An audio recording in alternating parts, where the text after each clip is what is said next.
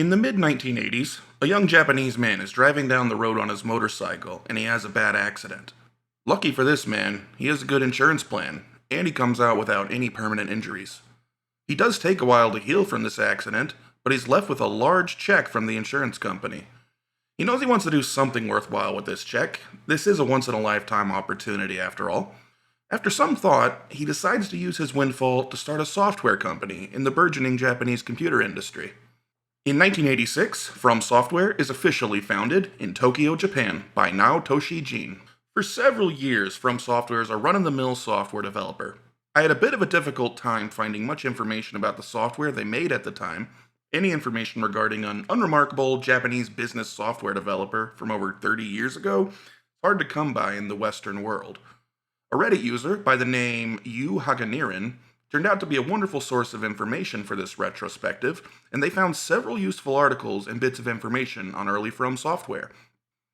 According to a Chinese online magazine called YX Down, in an article from April 2015, shortly after the release of Bloodborne, in the beginning, the company's main business was the development of commercial application software, such as the development of online software for the Japan Agricultural Association, agricultural application software for the management of pig feed, etc. I could only find one actual quote from a member of From Software at the time, and all they said was that they were only making home application software such as accounting programs. While working on home and business software, they had some employees that were playing around with game and engine development on company computers. From what I can gather, they were interested in making video games, but due to technical limitations of what was currently on the market, they decided to wait for more powerful hardware to release. At the time when the 3DO, Sega Saturn, and PlayStation came out, we decided to have a go producing a game for real. In the end, we chose to develop on the PlayStation because it had the highest spec. This article I'm quoting from is from the gaming magazine Gamers Republic, issue 7, released December of 1998, 4 years after the release of the first King's Field. The questions are being answered by 3 longtime developers at From Software, whose names I'm not going to butcher by trying to pronounce here. I'd love to give an exact person these quotes came from, but the article doesn't specify which of the 3 of them answered each question. We just have to assume they all signed off on the answers. When asked why they chose to make a dungeon-based RPG, they responded, "Up to the release of the PlayStation, we'd only been using 16-bit PCs, so we hadn't created any games using polygons. However, at the time, we really liked a game called Wizardry, and we thought this kind of game would be suited to the PlayStation's polygon ability." In the beginning, there were only 3 of us making games. That rose to 7 for King's Field. I've played and beaten the original King's Field multiple times in the past few weeks, and there are far more than 7 people listed in the credits. I count 18 names listed under staff, and then 3 more under music and sound effects. I don't know how this is counted. Staff could literally have just listed everyone employed at From Software on the time, while only 7 of them actually programmed the game itself, but I thought it worth pointing out the difference in numbers. I also clearly see the great Naotoshi Jin appearing first in the credits, and I see 2 of the 3 men in the interview with Gamers Republic listed as well. King's Field did turn out to be a moderate hit. In the interview, when asked if they expected King's Field to sell as well as it did, they said, "To tell the truth, it sold about twice as much as we thought it would. However, we did expect that it would become a series, and even while we were working on the first King's Field, we were thinking about King's Field 2. On December 3rd, 1994, the PlayStation released, and without any RPGs in the lineup. I don't mean the Western release, but the actual original Japanese release of the console. PlayStation 出た King's Field came out just 2 weeks later and was the first RPG available for the system. The PlayStation didn't release in the West for more than 9 months, and this is the reason the first King's Field was never released in the West. They had already moved on to King's Field 2 by that point, and they released that in the West as just King's Field, but that's a story for another day. Managing to be the first RPG on the system certainly helped King's Field find a Japanese audience, but how does the game hold up on its own merits? It's time to stop beating around the bush and actually discuss the game. This is, after all, the King's Field Experience and Retrospective. You'll notice as I discuss this game that the From Software style that most modern day gamers recognize as being Souls-like was common from the very beginning of From Software's portfolio. To start with, their method of storytelling. Kingsfield has a good story, not especially complex, but one that I found myself intrigued by. I think the reason is the way it's told. From the very beginning, From Software didn't like to have their whole story just stated to you through traditional means. The story of Kingsfield is told through a short setup from either the manual or a quick few paragraphs of information at the start of the game.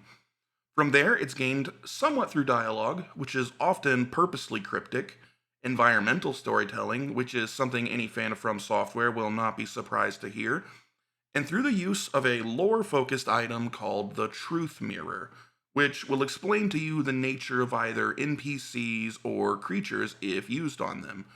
To me, this feels very much like an early version of their method of providing tidbits of lore via item descriptions. To fully understand exactly what's going on in Kingsfield, you have to speak to most NPCs multiple times to try and see all of their dialogue.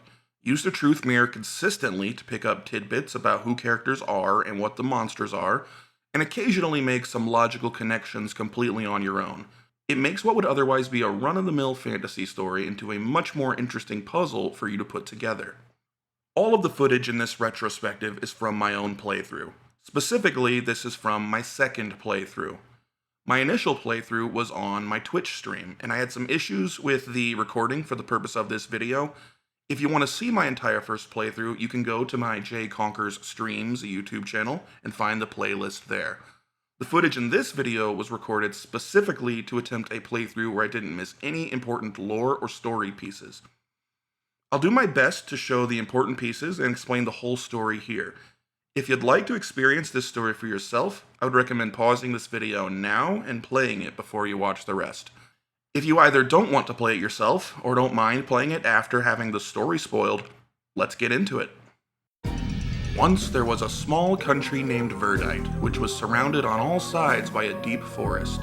In ancient days, there was a great war here. Many people died, and there was great destruction. But finally, a hero arose who saved Verdite. Whether this savior was a person, a fairy, or a monster, it quickly disappeared into the fog which drifted through the forest. The being came to be known as the Dragon of the Forest, and a sanctuary was built to honor it, and the builders passed on the story. Eventually, only the legend remained, and the sanctuary was turned into the royal family's graveyard, and all was quiet. The legend says, one day, the Dragon of the Forest will return, bringing magical artifacts, although for now, the sanctuary remains silent. Once a certain clan and its leader visited this sanctuary and used magic power to take rule over the country, making their leader king. It was they who started to build the royal cemetery in the sanctuary.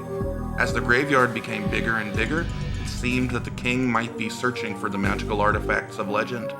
In fact, that may be why he and his people came in the first place. John Alfred Forrester was born the eldest son of Hauser, commander of the Royal Guard. He became interested in the art of sword fighting and started training. It seemed he might have a skill that could even surpass his father's. Hoping to exceed his father, John set out for a neighboring country to study under his father's friend. And so one day, while working on his technique, John heard a rumor about his home. The king often sent soldiers to search for the magical artifacts, but no matter how hard they searched, they never found them.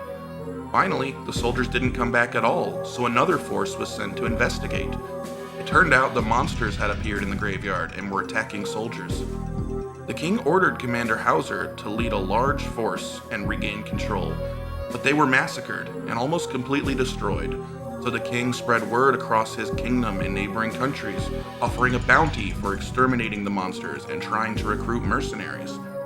Concerned for his father's safety, John returned home to find that Commander Forrester had returned after leading the attack, but then went back to the graveyard to rescue his men. John decided to enlist as a mercenary and go to the graveyard to search for his father. This is the story as laid out in the English translation of the manual. Since it was never officially released in English, I have no choice but to hope they translated it accurately. The same goes for all in-game text. But let's move on and see what the actual beginning of the game tells us. There was a small country called Verdite, surrounded by a deep forest, encircled by fog and whirling winds. In ancient days, when a great battle was fought and many were dying, Verdite was saved by a person who then disappeared into the forest. Only the forest's drifting fog knew who this person was. The citizens called their savior the Dragon of the Forest and built a sanctuary and honored this person there.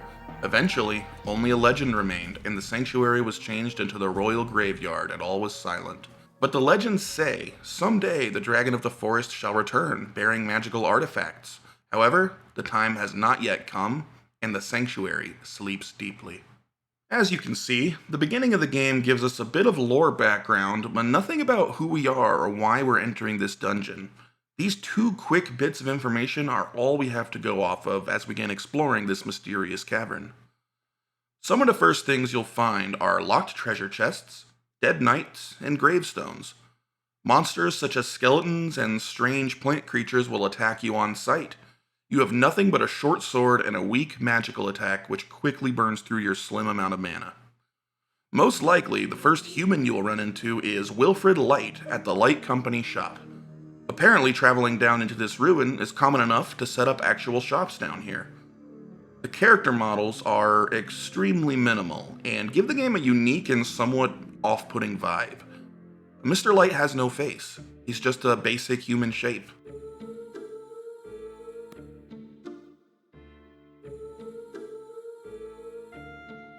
Although I think the musical cue and short little sales pitch he gives you when you speak to him do manage to give him a small amount of character, you're largely left to assign personalities to the characters yourself. You can purchase various armor and weapons as well as some consumable items from Light. You'll be coming back here a good amount throughout the game, and you'll be able to afford very little at his shop this early. For now, the more interesting character to meet is just next door. The Royal Barracks is right next to Light's shop. The commander is Hauser Forrester, our missing father. Inside is a man poking at a fireplace. I'm immediately reminded of the crestfallen warrior from the first Dark Souls. A beaten down warrior to be met at the beginning of your journey. He introduces himself as Bask Cries, a military guard. He tells us the commander and his men went to the lower floors and he's not heard from them in a while. In King's Field, the dialogue spoken by NPCs is on a timer. Often, you just have to stand around for 10 to 20 seconds, and they'll have something new to say. I hung around my new friend, Bask, for a while and learned the following information.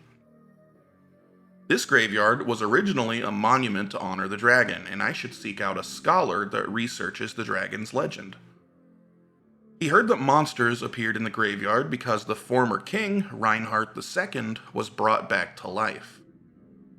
The Dragon Scholar told him that there's a healing spring in the area that will heal all wounds. And then he complains that the undead are too hard to kill. That's not quite as relevant as the rest. But from our brief conversation with Bask, we're left with good information about what's going on and several goals. We want to go deeper to find our father, we want to seek out the Dragon Scholar, and we want to find this healing spring. We leave the barracks behind and wander around the graveyard getting lost, killing monsters, and hoping to find more useful information. As I wander around looking for this scholar, I begin experiencing the combat and leveling system. Everything's fairly basic in King's Field. You attack with your equipped weapon with triangle, you use your equipped combat spell with square. Every time you swing your weapon, your power meter empties and automatically refills. The more full your power meter is, the harder you hit. You have a magic meter that works the same way. The HP meter is your remaining health, the MP meter is your remaining mana. Both you and your enemies move and attack relatively slowly. Combat's largely a game of footsies, trying to move in and time your attack just right for you to land an attack and get out of range before the enemy can hit you back.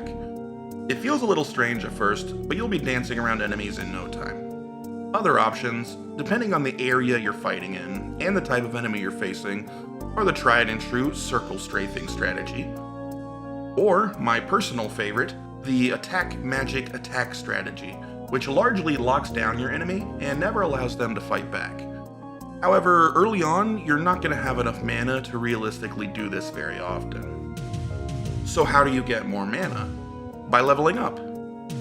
There's a totally straightforward system of getting experience with each enemy killed and gaining HP, MP, strength, and magic with each level gained. Levels come fairly quickly in Kingsfield, and there are few enough levels that each level gained feels noticeable. On top of purely gaining levels, you also raise your strength and magic independently merely by attacking with your physical weapon or with your spells. So the way you choose to fight will affect the way you grow. This is a touch that, while not having a huge impact on the game, gives Kingsfield a lot of character.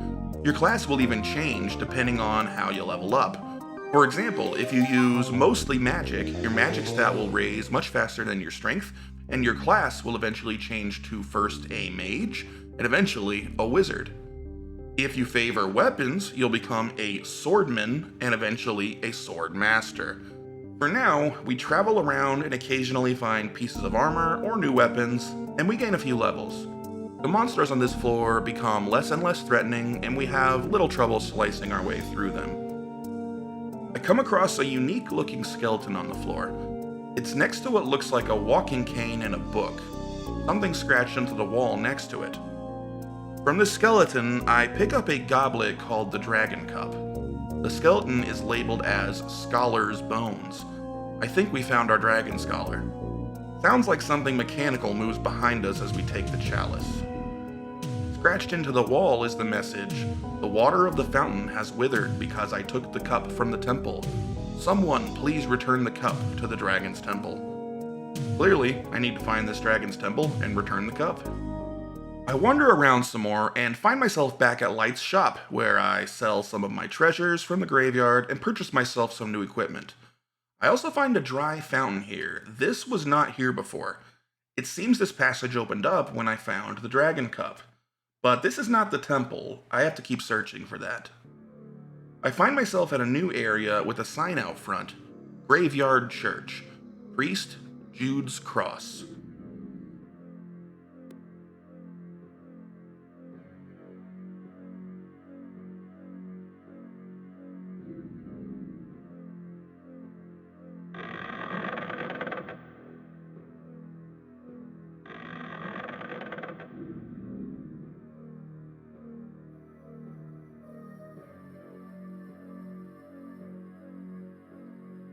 He tells me someone has stolen his golden cross and asks me to find it and return it to him.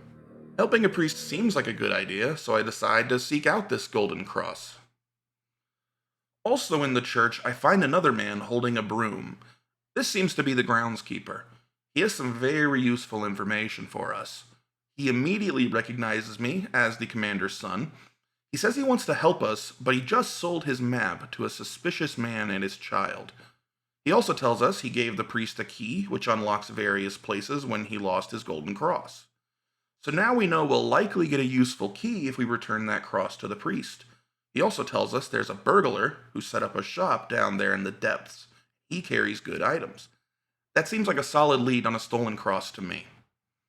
This man also gives some interesting lore information on top of the other stuff. As this graveyard goes lower, graves are for people of higher standing.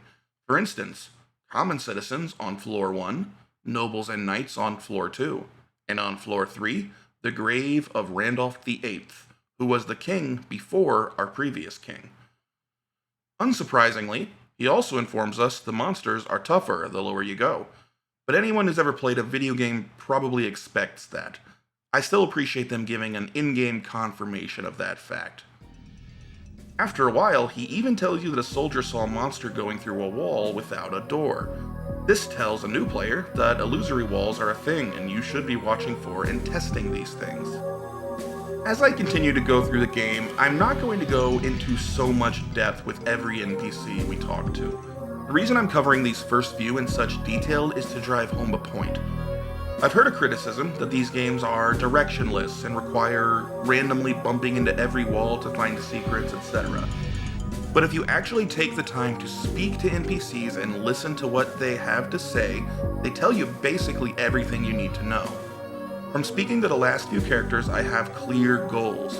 Understanding of important mechanics, such as watching for fake walls, and expecting fights to get tougher as I go down more floors. I have a good idea of where to get a key in order to reach deeper into the depths. If you're paying attention, Kingsfield is giving you all the information and tools you could ever need. The natural flow of the map pushes you to find every NPC I've met very easily. No one is well off the beaten path. The floor is honestly not even that large, it's just purposely built in a way where you're gonna get lost sometimes. The design is not perfect, but for a group of brand new game developers, this is all very impressive. There is a whole section of this floor I've not yet explored, so I head off there to hopefully find a map or a golden cross. I kill a few giant spiders and cobras, and within minutes I find Gil's shop, run by Gil Bacchus.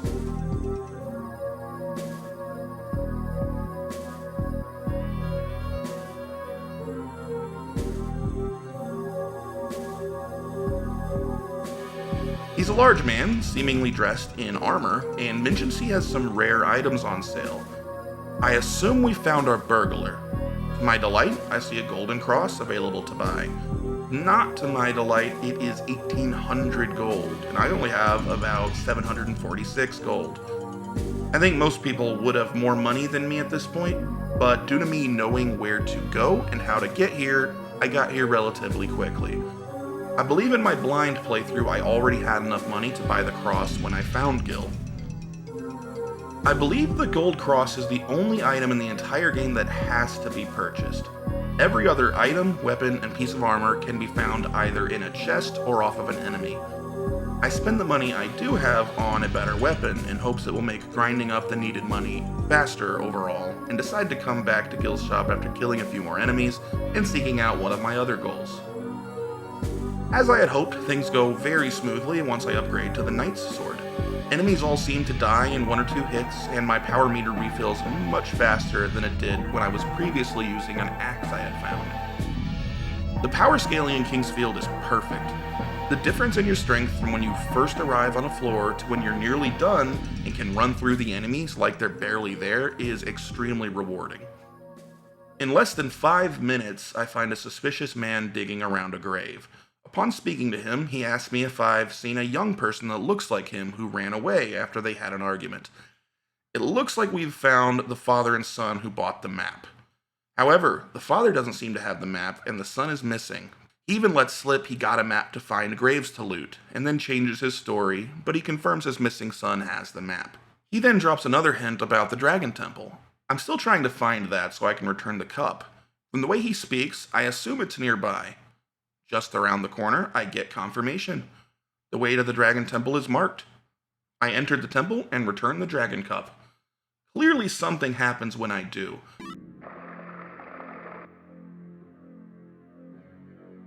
I remember where that empty fountain was and make a mental note to return there when I can.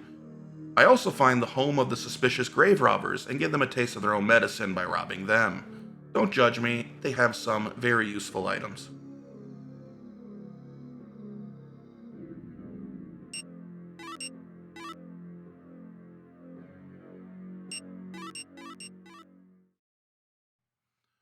Shortly afterward, I find the body of a boy being guarded by a mummy.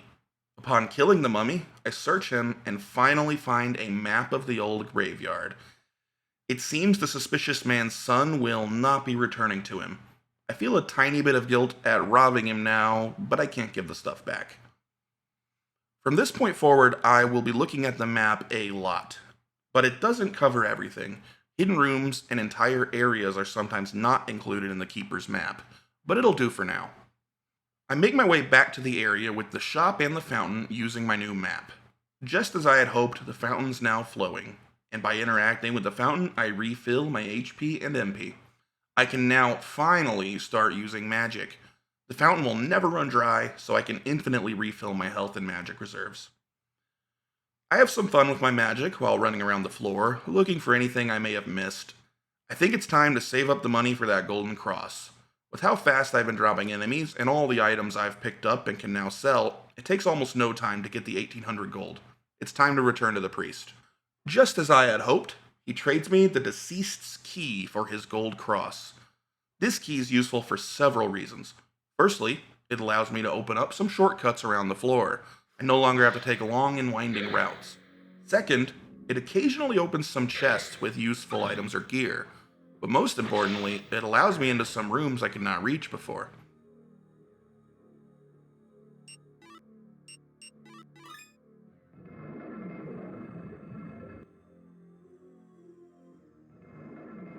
In the furthest section of the first floor, I unlock a door and slip through a few illusory walls. They're easy to find thanks to skeletons going in and out of them.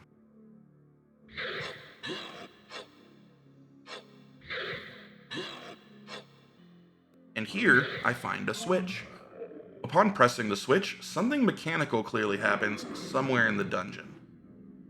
It doesn't take long to find that a passageway next to the church, which was previously inaccessible due to constantly flying arrows, is now safe. I step on a strange marking at the end of this passage, and I am finally transported to the second floor of the graveyard. Kingsfield is sectioned cleanly into 5 floors. Throughout the game, we'll be working through the floors one by one. Backtracking is as common as you choose for it to be.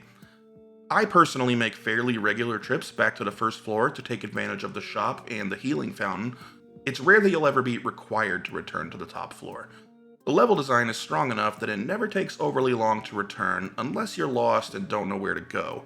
If you're making an effort to learn the layout of the dungeon, you'll never be more than 2 to 3 minutes from the healing fountain. The second floor of the dungeon comes with a large difficulty spike.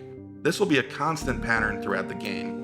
You'll be comfortable and confident when you finish one floor, just to enter the next and quickly be humbled by the fresh wave of more powerful creatures.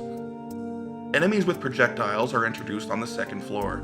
This is where you'd better have learned to be fully comfortable with the unique controls of Kingsfield. On the first floor, you can mostly get away with just moving forward and backward while fighting enemies, but now you'll need to start strafing to avoid those fireballs. As I mentioned earlier, Kingsfield was basically a PlayStation launch title. Control sticks weren't even on the original PlayStation controllers, just a D-pad, 4 face buttons, and the R and L buttons. The D-pad controls move you forward and backward and turn you left and right. The strafe, you use the right and left bumpers. If you weren't using that ability before, you won't have much choice from now on. While discussing the controls, I can't gloss over the most infamous part of old school From Software controls. You look up and down using L2 and R2. This is the only part of the control scheme I find difficult to ever get used to. In Kingsfield, this is very rarely actually necessary, but it will become a sticking point for me in some of their future titles. After clearing out some fireball-slinging lizard men and finding the truth mirror, I meet another knight pacing around a safe area. He informs me that the dungeon guard was eaten by a monster called a head eater in a single bite. This will be useful information later. Using the truth mirror on him, I learn his name is Eric Blair, and he's a treasure hunter and very knowledgeable. I will occasionally be showing these blurbs about characters and monsters moving forward. This means I've used the truth mirror on them and been given some information on their nature. I love this mechanic, and I really hope it returns in future titles. Eric drops some useful tidbits for us. After the dungeon guard comment, he also informs me that there's something in the dungeon that is neither man nor monster, and it might be carrying something good. I make a mental note to find this dungeon area and search it well. He also tells me there's an invisible bridge somewhere on this floor. That'll be a little nerve-wracking to search for, but good treasure most likely awaits. I next find the royal family graveyard and decide to try my luck there. I begin seeing ghosts who laugh at me and take a long time to kill.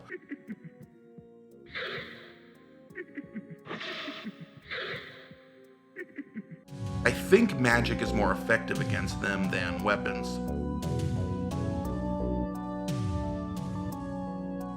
Playing around with my truth mirror, I learned that these Venus flytrap looking creatures are head eaters.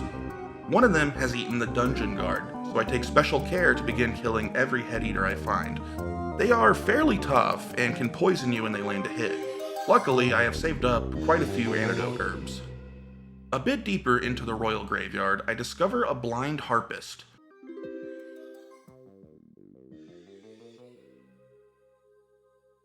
I hear them plucking away before I spot them on a rock at the end of a dangerous passage. Using the truth mirror, I see his name is Heinz Ruhart. The king had ordered him to enter the graveyard with the suppression force in order to write an epic poem about it, and now the poor guy was stranded here. He tells me he's gone blind from the horrible things he's seen in an injury. I'm guessing the injury has more to do with it, but artists tend to exaggerate.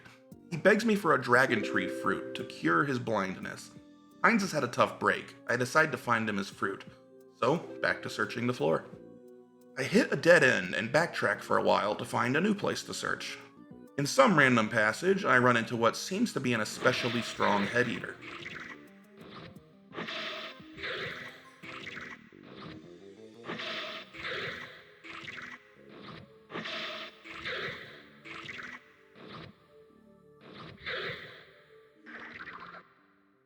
And when he dies, I find the dungeon key. Rest in peace, dungeon guard. Eaten whole. What a way to go. Shortly after that, I find a man named Raleigh Kelvin. Apparently, he was a sage and white wizard who just lives in this graveyard now in the investigation of truth. An odd choice, but he's free to do whatever he wants. He tells me he could care less about my mission, but he'll teach me magic in exchange for my mirror of truth. I love my mirror, but I can't say no. My mirror's gone, and I now have healing magic. He tells me there are golem monsters on the 4th floor, most likely being controlled by that dark magician. He then gives me the best information I've heard yet. There's more than one mirror of truth. My number one mission is now finding another mirror. I decide it's time to search the dungeon. I use the dungeon key and raise the intimidating iron bars. This area is very difficult for me to navigate, so I largely resign myself to wandering around at complete random until I find whatever this neither human nor monster creature I am looking for is. I gain a lot of money and experience while slicing and blasting my way around the dungeon. Finally, I spot my goal. What seems to be a fairy is standing in front of a chest at the end of a passage. She speaks in a mysterious, classically FromSoft way, giving tidbits of information, but in a way I don't really grasp the reasons or details. I have waited for you. In the deep darkness, the king becomes more and more powerful. Our strength will not hold for long. Please come to us as soon as possible. So the king is the one doing all of this. Which king? And who does she mean when she says we? I'm left with more questions than answers, but it seems I at least know who's causing this mess now. The fairy disappears, and I open the chest she was guarding. I find the green dragon rod, an extremely useful item that will always warp you back to the entrance to any floor. This makes returning to the top floor to heal up very fast and easy. I leave the dungeon area and search the final section of the 2nd floor I'm yet to reach. While searching around, I found a couple of seal stones that I don't yet know where to use. I stow them away in my inventory and don't worry about them yet. I finally find one of the coveted dragon tree fruits that the minstrel requested. It's been an option to purchase one from Light's shop this entire time, but they're really expensive, and I was sure I could find one without paying if I searched enough. It seems the last thing for me to do on this floor now is give him the fruit and hope I get something useful in return. He gives me his harp for the fruit and tells me that it has a curious power and will lead me someplace. Trying the harp at some of the strange dead ends on the floor, I find that it raises magic bridges for crossing over chasms. I begin trying the harp every time I face a cliff, and it often works.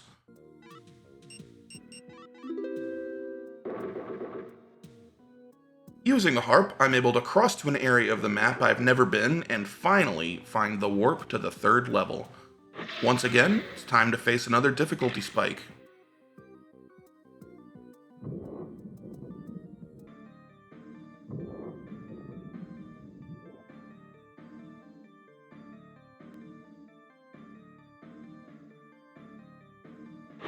Here, we begin facing living suits of armor with high attack and defense. If you stray too far from them, they throw fireballs, so you want to stay close, but not close enough for them to hit you. The 3rd floor is mostly pretty straightforward, and a shorter experience than either of the first 2 floors. The first interesting thing I find is a knight wandering around who tells me this floor is the graveyard of King Randolph VIII, who was the king before our previous king. He also tells me I can't get into the Tower of Prayer because it has been sealed to contain the monsters below. The Tower of Prayer is connected to the Dark Magician's maze, so now we know unsealing the Tower of Prayer is our way forward. The last thing he tells me before I move on is seemingly how to open the Tower of Prayer. I need to find the seal stones to let the power of the 4 attributes flow into the tower. He said he searched for the seal stones, but couldn't find them.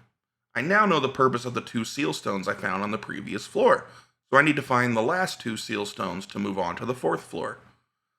Guarded by 2 living suits of armor, I find a door labeled King's Grave, but it's locked. I make a note of where this is and move on. Shortly after, I find an area labeled Randolph the 8th Graveyard. I remember the knight saying Randolph the 8th had the attribute of fire, so I suspect this area might hold the fire seal stone. It turns out I'm right. A regular unlocked chest just sitting a bit off the beaten path holds my prize. Only 1 stone to go. In a large chamber at the center of this graveyard, I come across the ghost of Randolph the 8th. He drops some information, but forces me to make some leaps in logic to understand, as it's not all spelled out. I am Randolph. Now I am sealed in this place, but I did not lose my magical power to my foolish younger brother. Even soldiers are being raised and manipulated as monsters. This is not permissible. I possess power of the fire attribute. Take it and defeat him. It seems we're being told that our previous king, the younger brother of Randolph the 8th, murdered his own brother for the throne and seemingly to attempt to take his ability to use fire magic. Randolph the 8th managed to maintain his magic, but now his younger brother is raising the dead using some sort of dark magic. Randolph the 8th gives me his fire attribute and asks me to stop his brother. I now have the ability to cast fireballs. I prefer the light needle attack since it uses less mana, though I rarely use fire magic, but narratively I feel we've become more powerful and capable of saving the kingdom. The once great king tells me the Black Knight is a sword master and I'm not strong enough to beat him. He tells me to take his equipment from his 4 chambers and use it, so that locked door from down the hall should now be open. Before heading back for that equipment, I find myself in a death trap maze and discover the final seal stone. On the way back to the Tower of Prayer, I stop by the king's now unsealed chamber and grab several useful items and pieces of gear. Back at the Tower of Prayer, I place each of the 4 seal stones in the 4 altars surrounding the tower, and then the way is finally opened. Passing through the Tower of Prayer teaches me some new cleansing magic for status ailments, and will fully heal my HP and MP when I pass through it. I no longer need to go all the way to the 1st floor to heal. With the use of the harp, I also finally find that 2nd mirror of truth. And then, we enter the maze.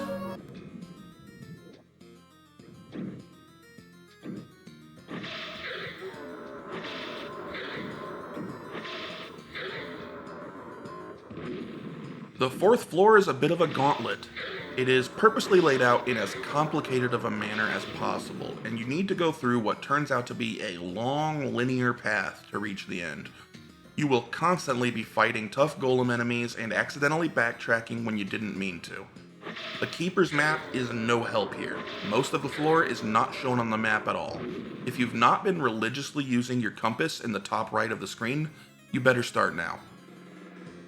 Once you understand what this floor is, it isn't actually that complicated. There are only a few required things for you to do here. You're mostly just trying to reach the end. I'll touch on the interesting events of the 4th floor, but expect to be here for a while on your first playthrough. The first interesting thing I found was a ghostly figure standing in an offshoot of the maze. Upon using my truth mirror, I find that this is the infamous evil dark magician I keep hearing about. Apparently, he's the right hand to the former king, the one who killed Randolph the 8th. He's skilled in earth magic and can revive the dead to do his bidding. It seems we've found the one responsible for bringing the dead back to life. If you speak to him, he taunts you, saying you'll never be able to reach the 5th floor with your level of magic. Later in the maze, I found him again in a different passage. This time he gives me terrible news. Even though they killed each other simultaneously, I didn't think anyone could ever defeat the Black Knight. Because your father did such a remarkable thing, I did him a favor and made him a grave. So our father, the only reason we entered this graveyard in the first place, died while striking down the Black Knight. It's great that he accomplished such a feat, but now we know we can't save him. I also love the characterization it gives the Dark Magician, that he made a grave for our father. It shows that he's maybe not all bad, he does show respect to his fallen foe. I also really enjoy the world building this does to kind of present this interesting, powerful villain of the Black Knight, but we never even get to face him because he was stopped by our father beforehand. It shows that not everything in this world revolves around us. It makes it feel that much more of a real place. We find a dying knight who tells us basically the same story. The commander and the Black Knight killed each other in combat. He says he left our father's sword at the grave. I resolve to find my father's sword. Using the truth mirror, I find this knight is Watts Virgil, aide and bodyguard to my father. I hope he pulls through, but I need to move forward. Nearby, behind a nasty trap and some golems, I find the Magician's map. This map is far more complete than the old Keeper's map. It shows me the 4th floor and covers a lot of areas missing from previous floors. Using the Magician's map, I power through the remainder of the maze and finally reach the end. I find 3 powerful gold golems guarding a chest. Inside this chest, I find maybe the most important item in the game, the Magician's Key. This key will open every remaining lock in the entire game. If you want to, you can now go back to every previous floor and unlock all the chests you couldn't before. The items you find will usually prove quite useful, but I'm not going to spoil that surprise. More importantly, this key opens a door on the other side of the hall, where I finally find my father's grave. Stuck in the ground in front of it is the Dragon Sword, and it is surrounded by medicinal herbs placed like flowers. It's actually really well done with the technological limitations of this game. It feels respectful. I assume my father's aide left the herbs as a kind gesture, but who knows? Maybe it was the Dark Magician.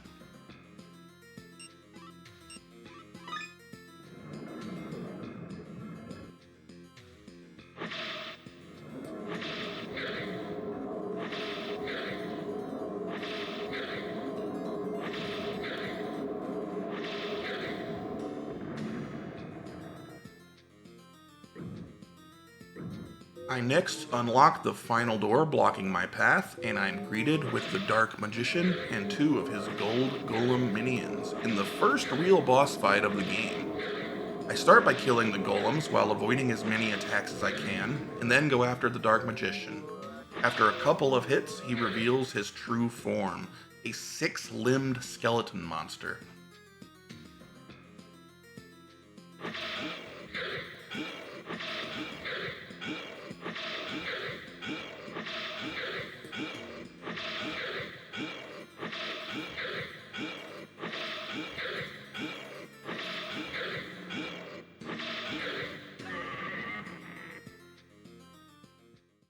I slay the Dark Magician and move forward, discovering 2 portals. One that leads all the way back to the 1st floor, where I can do business one last time with Light at his shop and heal up at the Dragon Fountain. The other portal leads to the final floor and the end of the game.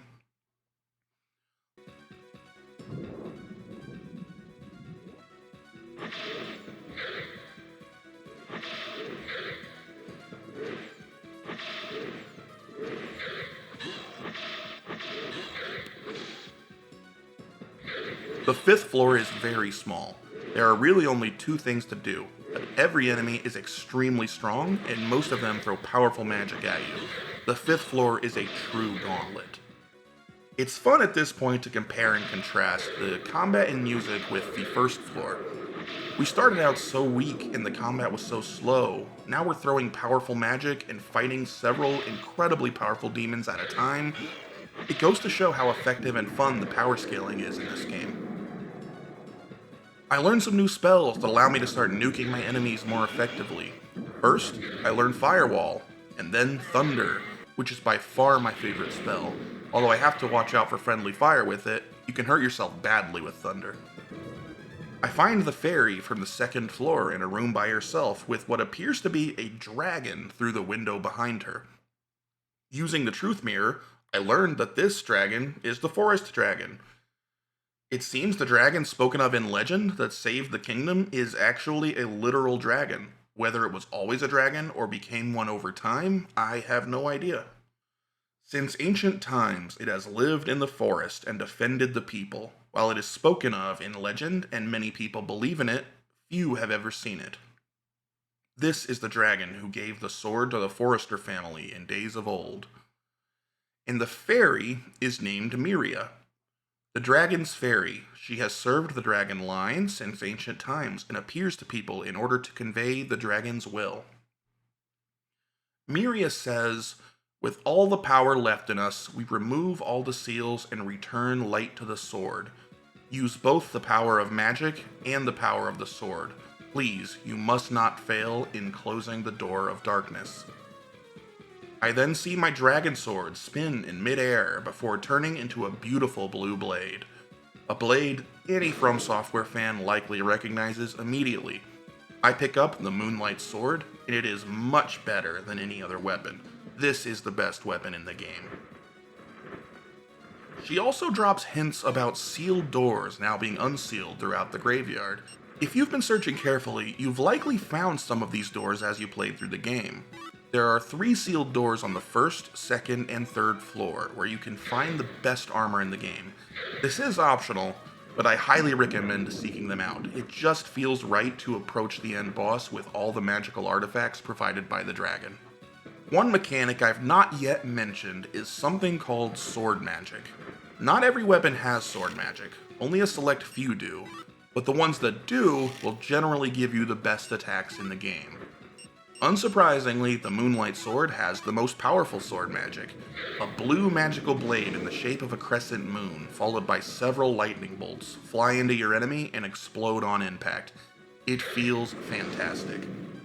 You use sword magic by pressing the magic button in mid-swing with your sword. It takes a little getting used to, but you'll get the timing down in no time. We're now as ready as we'll ever be. It's time to find the king and close the door of darkness.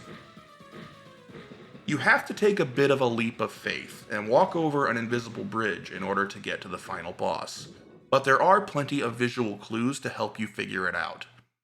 I fight through a few final monsters called Demon Lords, and oddly, I find the man I thought responsible for all of this. The previous king, Reinhardt II, seemingly turned to stone.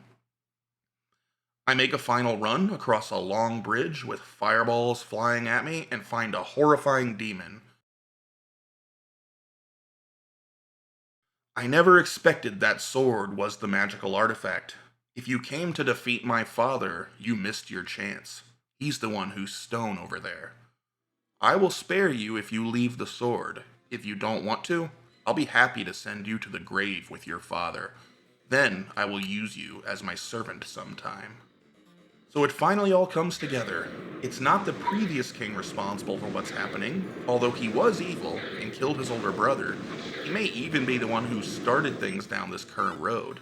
But at some point, he was turned to stone by his son, the current reigning king of Verdite. The king has been transformed by dark magic into this demon and still seeks the treasure of the Dragon Temple, which it turns out was my father's sword the entire time.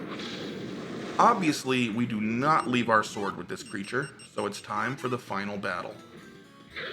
The attacks from the king are constant and extremely powerful.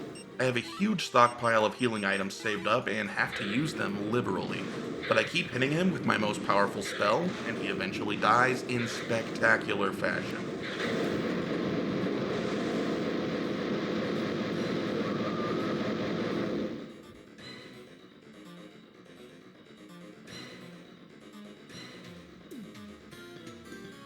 As nothing happens, I begin heading back towards the portal, and upon warping out of the area, I am finally back in the castle.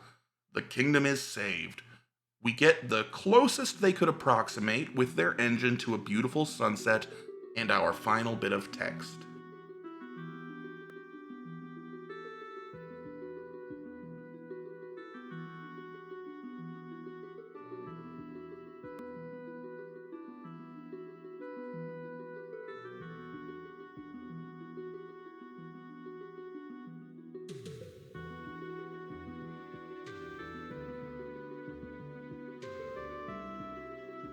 The path to the dark world was closed, the battle was won, and only the legend lived on in Verdite.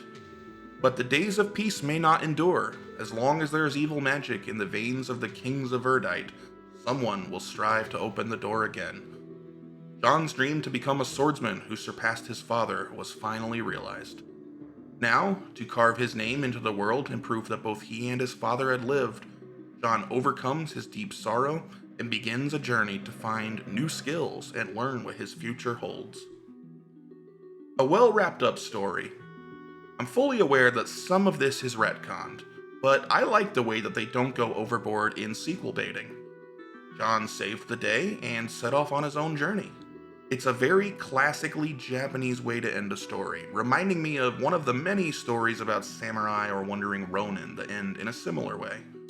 A surprisingly pretty and upbeat song plays on a loop after the credits roll. This moment is the one that feels the least From Software-like to me. I really enjoy the happy send-off we get as the player. Not everything they make has always been totally grimdark. In the end, I was thoroughly impressed by the original Kingsfield, and I had a great time playing it. In fact, I had a great time playing it twice, and rewatching all of my footage to write this script. As a first attempt at a commercial game, I think it's incredibly well made. It isn't perfect, but I don't think saying it's a great game requires any qualifiers about its age or the technology. I have no nostalgia for this game. I don't even have nostalgia for the genre of first-person dungeon crawlers. I played this game through for the first time in 2023, and I loved it. I really hope if you've never given it a chance, you'll seek it out and try it for yourself. If you have played it, tell me your experience and opinion in the comments. I have every intention of continuing to play through this franchise. If you enjoyed this experience and retrospective of the game, let me know if I should do a video like this for the sequels. I'd love to have your support with a like to the video or subscription to this new YouTube channel. I also stream 6 days a week over on Twitch, and I'll be streaming every game I make a similar video like this about. All links are in the description. Thank you so much for watching this. I appreciate every view and every bit of feedback. I hope to be doing a lot more of this kind of work. Have a great day, and I'll see you next time.